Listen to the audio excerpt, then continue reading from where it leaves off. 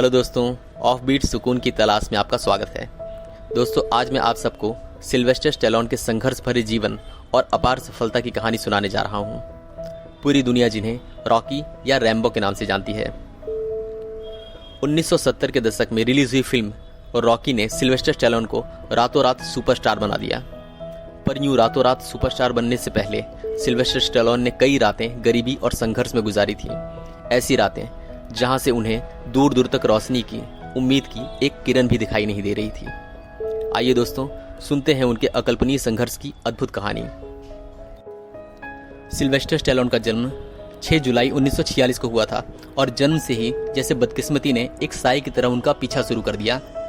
Stallone के जन्म के समय उनकी डिलीवरी में कुछ कॉम्प्लिकेशंस आने के कारण उनके चेहरे का बायां हिस्सा पैरालाइज हो गया, जिसके कारण उनका चेहरा थोड़ा बेडोल हो गया और आगे चलकर शब्दों को साफ साफ बोलने में उन्हें काफ़ी दिक्कत होने लगी। स्टैलोन के बचपन के दिन भी अच्छे नहीं थे। उनके माता पिता में हमेशा विवाद और झगड़े होते रहते थे। घर के इस माहौल का प्रभाव उनकी इमोशनल हेल्थ और उनकी पढ़ाई पर भी पड़ा। वह स्कूल में कुछ अच्छा नहीं कर पाए। उस समय वो इतने तनाव में और फ्रस्ट्रेटेड रहते थे कि स्कूल में अक्सर दूसरे बच्चों से उनके विवाद हो जाते थे। उनके इस बिहेवियर के कारण उन्हें 3 बार स्कूल से सस्पेंड कर दिया गया और उसी समय उनके माता पिता का तलाक भी हो गया, जिससे स्टैलोन पूरी तरह से टूट गए और डिप्रेशन का शिकार हो गए। तलाक के बाद स्टैलोन की कस्टडी उनकी माता को मिली। वह बचपन से ही अपनी मां के बहुत करीब थे, लेकिन उन्हें पढ़ने के लिए एक बाल सुधार स्कूल में जाना पड़ा। स्टैलोन जब एक टीनेजर थे तब उनके मन में अक्सर ये ख्याल आता था कि काश मैं जीवन में इस शहर, इस दुनिया के लिए कुछ ऐसा काम करके बताऊं जिससे प्रेरणा लेकर किसी भी बच्चे को अच्छा जीवन मिले, न कि मेरी तरह का बचपन मिले। यहीं से उनके मन में एक अभिनेता बनने की जिज्ञासा जाग उठी। उन्होंने अपनी इच्छा शक्ति पर इतना भरोसा था कि उन्होंने स्कूल की पढ़ाई अधूरी छोड़ दी और अभिनेता बनने के लिए अपनी किस्मत आजमाने न्यूयॉर्क पहुंच गए। कई सिनेमा कलाकारों की तरह स्टैलोन को भी अपने हॉलीवुड में करियर बनाने के लिए काफ़ी संघर्ष करना पड़ा और स्टैलोन का संघर्ष बाकी लोगों की तुलना में कहीं अधिक रहा।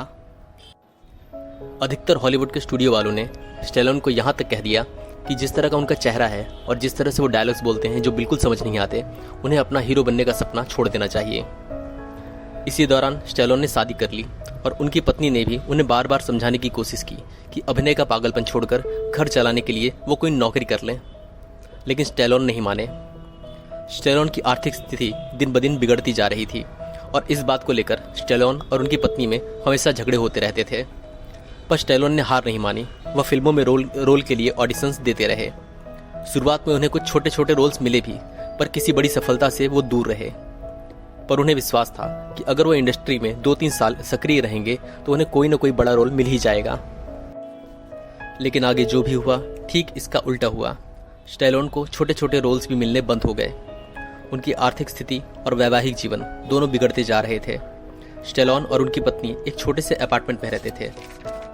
स्टैलोन की पत्नी उन्हें अक्सर कहती थी कि हालात यही रहे तो वो जल्द ही दोनों बर्बाद हो जाएंगे।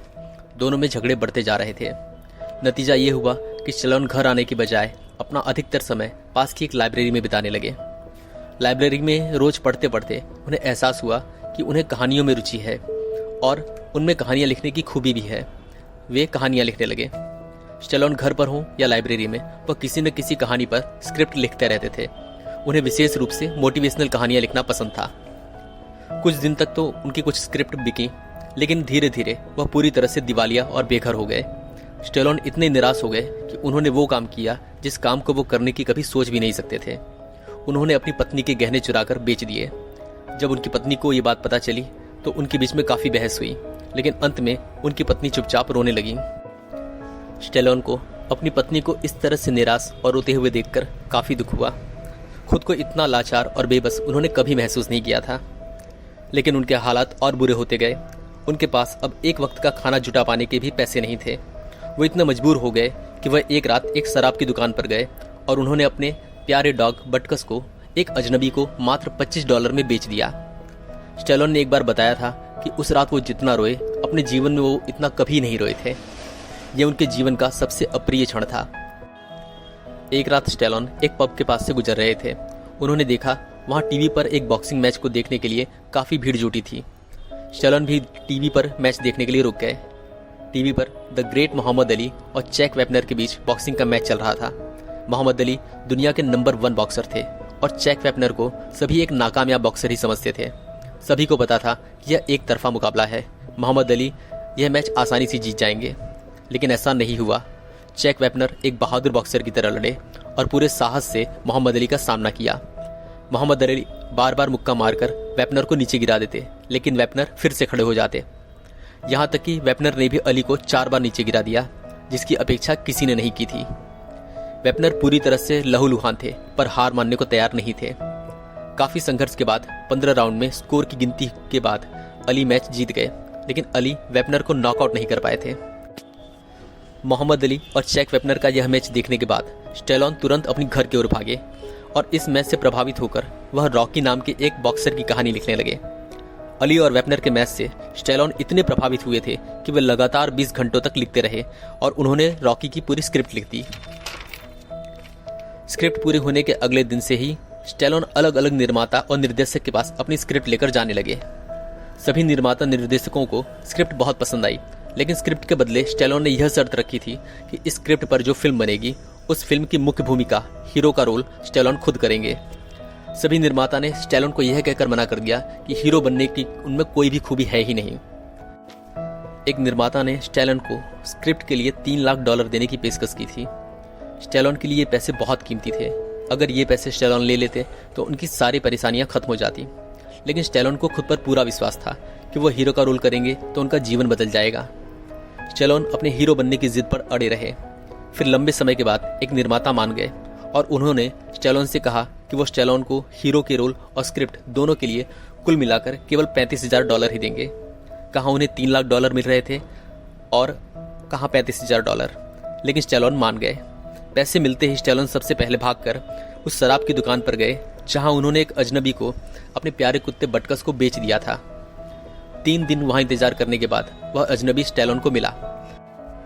स्टेलोन ने अपना प्यारा कुत्ता वापस लेने के लिए उस अजनबी को $50 ऑफर किए, लेकिन उस अजनबी को एहसास हो गया था कि स्टेलोन के लिए वह कुत्ता बहुत ही कीमती है। उस अजनबी ने कुत्ते को वापस देने के लिए मना कर दिया। स्टेलोन पैसे की ऑफर बढ़ाते गए और अंत में कुल $3,000 पर वह आदमी मान गया। स्टेलोन अपने प्यारे कुत्ते को वापस पाकर बहुत खुश थे। यहाँ तक कि स्टेलोन ने उस अजनबी को रॉकी फिल्म के आखिरी मैच में एक रेफरी का रोल भी दिया। हालांकि स्टेलोन की मुश्किलें यहाँ पर खत्म नहीं हुई। उन्हें फिल्म बनाने के लिए बहुत ही कम बजट दिया गया, जो किसी भी मायने में पर्याप्त नहीं था। इसलिए स्टेलोन ने फिल्म के अधिकतर सीन सिंगल टेक में पूरे किए और फिल्म में कुछ छोटे छोटे रोल्स उसके लिए उन्होंने अपने परिवार और करीबी दोस्तों को मना लिया और फिल्म को एक हैंडहेल्ड कैमरे से शूट किया गया। आखिरकार पूरी मेहनत और कठिनाइयों के बाद फिल्म पूरी हुई। फिल्म के निर्माता और निर्देशक ने फिल्म की स्क्रीनिंग रखी और उसमें उन्होंने लगभग इंडस्ट्री के सभी दिग्गज लोगों को निमंत्रित किया। स्टेलोन अपनी मां के साथ फिल्म की स्क्रीनिंग पर पहुंचे। स्क्रीनिंग के दौरान मौजूद लोगों से स्टेलोन को कुछ खास प्रतिक्रिया नहीं मिली।